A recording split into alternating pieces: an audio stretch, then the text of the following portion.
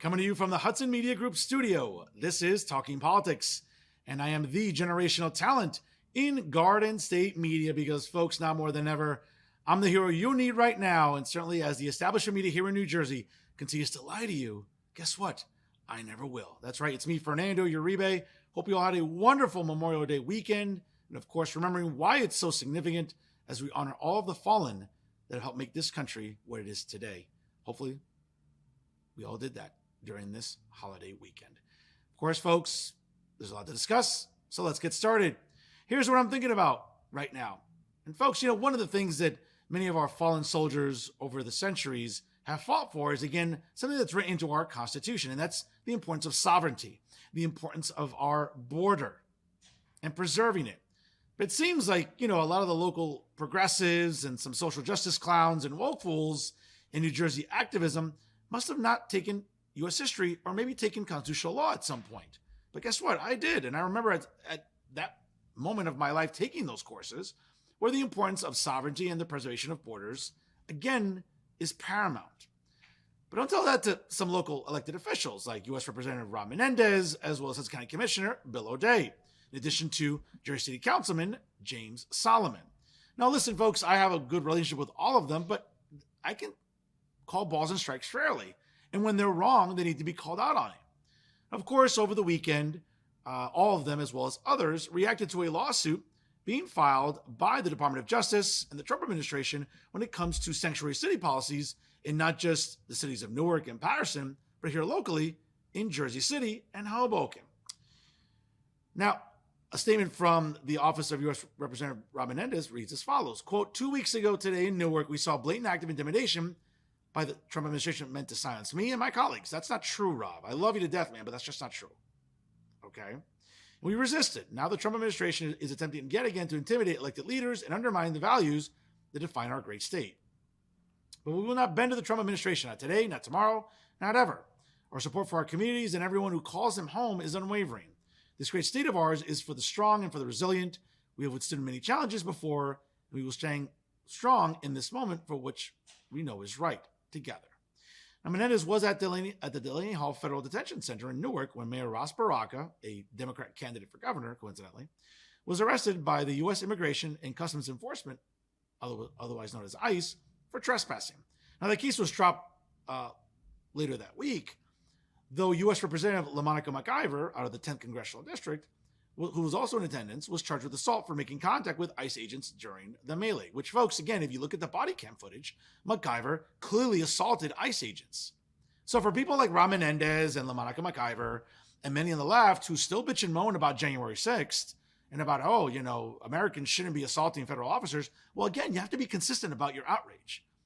Right? Don't just cherry pick when you want to have a part in your pants about this stuff and blow a load all over yourselves about this. Either be consistent or don't talk about it at all. Now, Newark and Patterson, as well as 4 city mayors, were named as defendants in the three-count federal lawsuit, which was filed in U.S. District Court in Newark last week. Now, Solomon also put out a statement, quote, yesterday, the federal government filed a baseless, wasteful, and dangerous lawsuit against Jersey City and cities across New Jersey, all because we refused to let ICE into our cities, which, again, God forbid we enforce federal immigration law, to kidnap our residents and send them to foreign gulags, according to Solomon, who is also a candidate for mayor in Jersey City. Quote, my job is to protect every Jersey City resident from harm, including the harm caused by the federal government. I'll keep doing my job, and to use a phrase he's heard many times before, we'll see Trump in court. O'Day, another progressive Democrat in the mayoral race, said his administration would never back down to Trump and called the lawsuit frivolous. Quote, Jersey City isn't going to back down to Donald Trump and let him threaten people in our community, not with me as mayor anyway. This frivolous lawsuit is another example of the Trump administration weaponizing the legal system for political purposes. Yeah, because we all know that the Biden administration and that Justice Department, they never weaponized the legal system at all, right? Okay. And we're not going to stand for it. Every candidate for mayor should stand strong against this attack on our city and take action to protect families.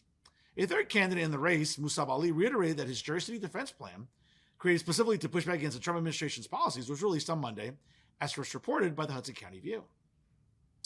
Quote, many of the challenge policies restrict the free flow of voluntary information from local governments and officers to federal immigration officials. Defendants' challenge policies also prohibit ICE from entering jail facilities to interview detainees who may be subject to immigration enforcement, at least without the detainees' written consent, which they virtually never provide, the lawsuit alleges. Quote, in general, the challenge policies probably restrict federal immigrant officers' access to aliens in defendant's custody. This also conflicts with federal law, which establishes a system of civil administrative warrants as the basis for immigration arrest and removal, and does not require or contemplate use of a judicial warrant for civil immigration enforcement. All right, folks, listen, that's all well and good. And I understand how many on the left want to, weaponize, this ongoing saga about immigration. And it's interesting. It's really interesting to me when we see progressives, and again, a lot of the activists, we all know who they are, folks, in New Jersey. All the social justice clowns and the woke fools. Take your pick, folks. Amy Torres with the New Jersey Alliance for Immigrant Justice. By the way, shout out to Amy for actually looking presentable on TV last week when she appeared on the Steve Adubato show. As we all know, this insufferable cat lady couldn't be bothered about ever looking presentable on camera. But, hey, a clock is right twice a day too, right, Amy? Or other organizations that continue to espouse the same tired old rhetoric of the left. Whether it's the New Jersey Citizen Action, whether it's Make the Road New Jersey, whether it's the ACLU of New Jersey, whether it's the Latina Civic Project, whether it's New Jersey Working Families Party. You get the message, folks. Okay? These are all the people that are screaming about due process for illegals. And in some cases, for wife beaters and gang members and human traffickers, right? That lived illegally in the state of Maryland. Those are the people that the left want to keep being champions for. Folks, again, this is another example of the 80-20 dilemma, where many Democrats and many on the left just want to be on the 20 side of everything. And again, whether it's Rob Menendez, whether it's Bill O'Day or James Solomon, right? During an election cycle in Jersey City where, folks, people care about their garbage being picked up, about making sure that during the winter season that snow is being plowed off the streets, okay? That we're, getting rid of black ice on crosswalks, making the streets safer for our elderly citizens, for kids when they walk to school, okay? That we make sure we hire more police officers on the south side, on the west side, to make sure that all this development going on, right, in a shithole part of Jersey City, which that's what it is, that somehow that area is livable for people. We have to make it attractive. And I get developers are salivating at the mouth to try to cultivate and develop every square inch that they possibly can in Jersey City because it's such an attractive place to live in. Sure, downtown, the Heights, maybe parts of Journal Square. But these are the issues that matter in Jersey City.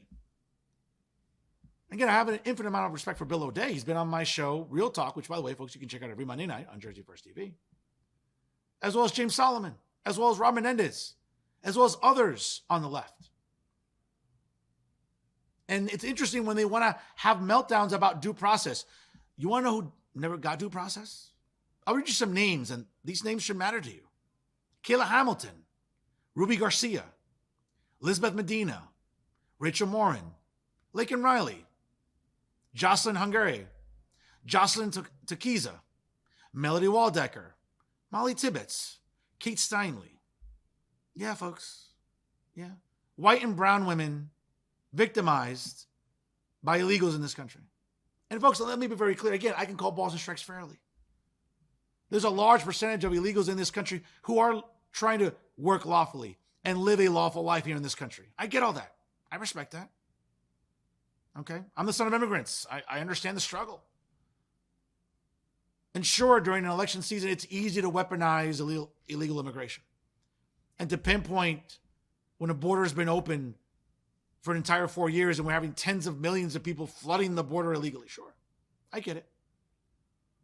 And I understand when Bill O'Day, Rob Menendez, James Solomon, Matt Plotkin, and even Phil Murphy felt it was great to applaud the fact that on January of 2018, when Phil Murphy took office, that he said, via executive order, I'm going to declare New Jersey a sanctuary state. And subsequently, by the actions of Phil Murphy, sure, mayors like Stephen Fulop, mayors like Ras Baraka, mayors like Ravi Bala, the virtue signaler himself, Or even Andre Say in Patterson. Sure. Let's pander to the left in New Jersey and all the woke fools and social justice clowns, and let's declare our cities sanctuary cities and make sure that they don't cooperate with federal law enforcement or stop local law enforcement from cooperating with federal law enforcement. Okay? And here they are today talking about like, well, it's so unfair about this lawsuit. Well, you know what? That lawsuit probably doesn't have to happen. If very simply you would pressure your mayors and say, yeah, you know what? Maybe we should take off the sanctuary statehood that exists in our cities and allow the federal government to proceed with enforcing federal immigration law. Because by the way, folks, just in case you forgot, because many on the left seem to have selective memories when they want to have their manufactured outrage. It wasn't Bill Clinton in his 8 years. It wasn't George W. Bush in his 8 years. It certainly wasn't Donald Trump during his first 4 years. But you know who deported more people in this country who were here illegally during his 8 years? Yes, folks, from January of 2009 until December of 2016, Barack Obama deported more illegals than any president in the last quarter century. But did you ever hear outrage from the left? Did you ever hear any outrage from the establishment media, whether it's the national, and we all know who are culprits in this. We all know who's complicit, right? MSNBC, CNN, ABC News, CBS News, NBC News, PBS, NPR. They all blew a load in their pants about their golden child, Barack Obama. Never once even critiquing him for deporting more people than any president, again, in the last quarter century, or ordering more drone strikes overseas. It's funny how the left cares about brown people in this country, but maybe they don't want to care about brown people that live overseas. Right? Isn't that interesting? But folks, at the end of the day, all this is just clickbait. All this is just to get your name in the news cycle. And sure, at the end of the day, yeah, if you want to call the lawsuit frivolous by the Trump administration and the Department of Justice, sure, have at it.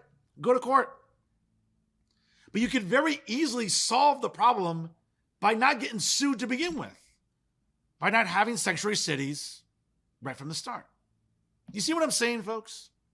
So I get it that, hey, maybe this will have a little bit of a boost when it comes to fundraising, and James Solomon will get, the usual latte drinking, white liberal women in downtown Jersey City that wear their yoga pants to everything, whether it's food shopping or going to brunch or going to the post office. I mean, ladies, have some decorum here.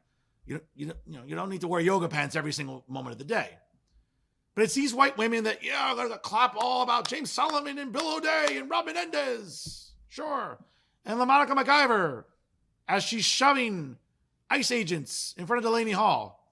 It doesn't take much for Monica McIver to, shove anyone when, let's be honest, just breathing on them will probably cause some sort of injury to begin with. But folks, this is where we're at right now. And I get it. We live in a clickbait society, and there's this outrage economy that flourishes both on the right and on the left. Let's be fair. Okay. Many on the right rely on clickbait like anybody else, and like many on the left do. But folks, when you're starting to lose classical liberals like Bill Maher, and you're starting to lose working class Democrats, which has been essentially the base of the Democrat Party going back to John F. Kennedy, when you're losing them because you have this fixation on identitarian politics, on coddling, again, mentally unwell grown men who prefer to play dress up and make believe, or coddle illegals and take taxpayer dollars to take a flight to El Salvador to go visit a wife beater, human trafficker, and, illegal immigrant. That's where you're showing your priorities. That's where you're telling people, hey, there's an 80-20 issue here. What side of the 80-20 do you want to be on? And it seems that like during this election cycle, whether it's on national issues, state issues, or municipal issues, it seems like many Democrats would rather be on the 20 side because they just, God forbid, they would have to even say, yeah, you know what? Maybe it's not a good idea to have sanctuary statehood or a sanctuary city policy. You could avoid getting sued by not having these policies to begin with, but again, you would rather raise money and activate that outraged base. When folks in Jersey City, people care about the school budget that's getting fatter than some of the latest Victoria's Secret models. Don't believe me? Check out the public records. When you see what the budget has been for the Jersey City Board of Education, when it's approaching $1 billion. And yet kids in Jersey City still can't read, write, and even do math at grade level. Or even in Newark, or in Patterson, or in Hoboken. But yeah, virtue signaling all you want. And raise that money and get all those leftists up in an uproar. Have them make sure they all ejaculate all over themselves about these issues. Folks, at the end of the day, it's about, hey, are there enough services for our seniors in our municipality? Can we keep property taxes down? Can we make sure there's enough cops to, where people aren't shooting each other on the south side and the west side of Jersey City?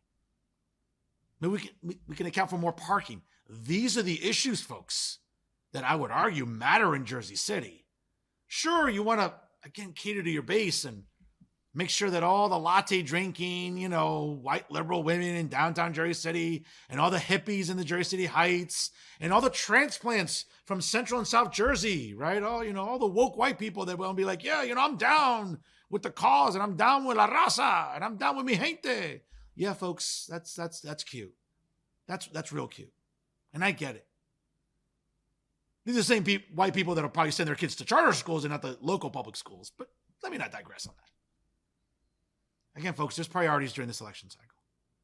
Whether it's the gubernatorial election coming up, the state assembly seats, as our energy prices continue to skyrocket here in New Jersey, where one party has had a majority rule in the legislature for over 22 years. But somehow blame Republicans. Yeah, blame conservatives. Yeah, blame people like Fernando Uribe, who doesn't know shit about policy. Yeah, I think you know better than to say that out loud. But sure, keep interestingly. Keep losing elections. Don't believe me? Well, there's a precedent. Keep making them. We'll see what happens this November. But folks, be on the right side of issues. Not just because you want to be outraged, but be outraged about the right things. They're not the same. And sometimes when it comes to my friends on the left, they need to remember that. And that's what I'm thinking about right now. And now some local stories for your consideration. A special thank you to John Hines, the editor of the Hudson County View, as well as a fellow member of the Pinnacle and a fellow Rutgers alumnus, for his reporting on this story. Now, in a letter to the editor, Jersey City Council President Joyce Waterman, who, is she campaigning? Is she knocking on doors?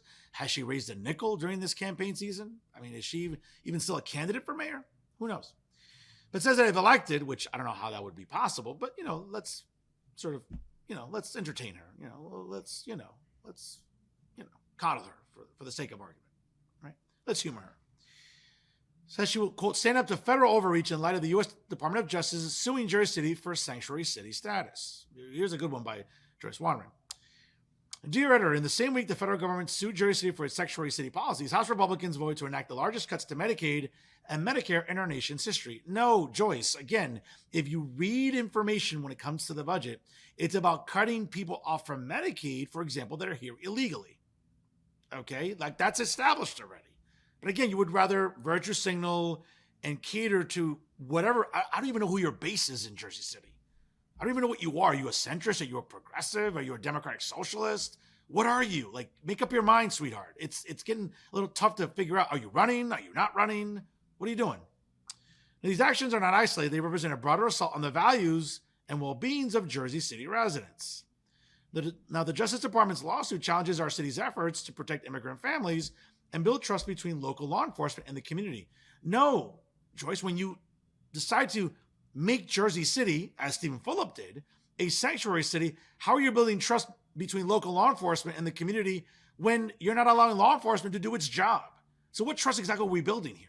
Do you see what I'm saying? This will bother you about progressives or, wannabe progressives or progressives out of the moment, right? It's like your head's in the right place, but your heart's in the right place, but your head's up your ass. And that's what drives me crazy about people like Joyce Waterman and people like her.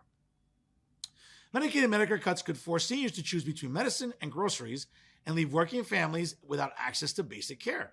Folks, both my parents are on Medicare, and they keep getting letters, and there's no such thing about cuts coming to Medicare. But again, these scare tactics work for someone like Joyce Waterman. Now, it would matter if she was running a legitimate campaign that has a chance of winning in Jersey City, but she doesn't. So why not virtue signal and pander in the meantime?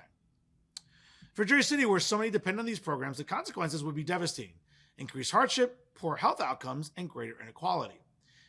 Interesting, I've heard a quote the 16th president of the United States. Abraham Lincoln's words echo today. A nation at war with itself shall not stand. Well, that's fair, but I don't think it really applies to what's going on in Jersey City or even New Jersey. When the federal government targets our city for upholding compassion, no, Joyce, again, the federal government is targeting the city of Jersey City for violating federal immigration law, just like Hoboken is, just like Patterson is, and just like Newark is. Okay? It's not the federal government having war with compassion. That's bullshit. And you know it. But you would rather virtue signal to cater to a specific audience, which, again, we don't even know who the Joyce Waterman audience is. And then slashes the lifelines that keeps our most vulnerable afloat. It is clear that we are being forced to fight battles on multiple fronts. This is not governance, it is division. That's why I'm running for mayor of Jersey City. You are? Could have fooled me. We need leadership that will defend our values, protect our residents, and fight for our fair share. As mayor, I will stand up for federal overreach, work to safeguard healthcare access, and ensure our city remains a beacon of inclusion and resilience. Together, we can build a city that stands united, not divided. A city that proves, even in the face of adversity, we will not be broken.